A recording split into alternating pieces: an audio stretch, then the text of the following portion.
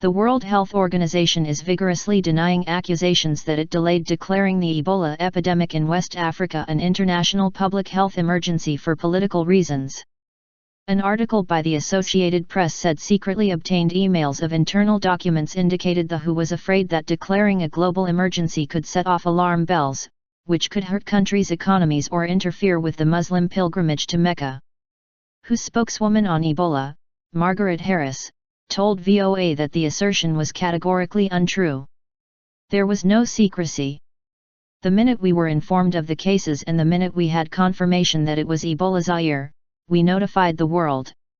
It is not correct to say that the timing of the declaration of the public health emergency of international concern was in any way influenced by political considerations, she said.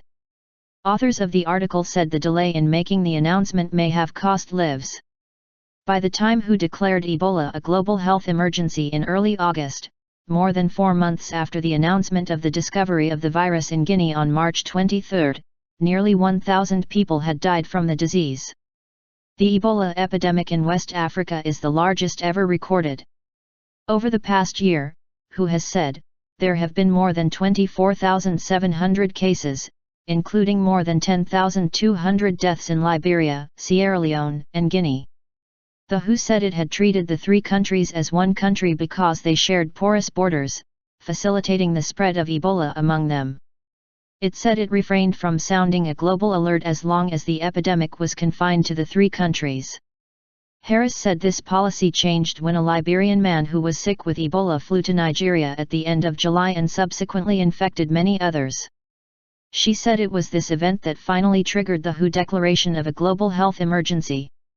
In retrospect, she said, it appears that more action not just from WHO, but from the entire world would have been better. Had action occurred earlier, perhaps we would have seen a greater control of the outbreak earlier, as we are now seeing much more effective response, Harris said. We are getting closer to ending the outbreak in these countries. Harris said it was pointless to play the blame game. She noted that WHO has set up an independent review to evaluate the agency's response to the Ebola outbreak. When that is completed, she said, WHO will have a better sense of what worked well, what didn't and what needs to be changed.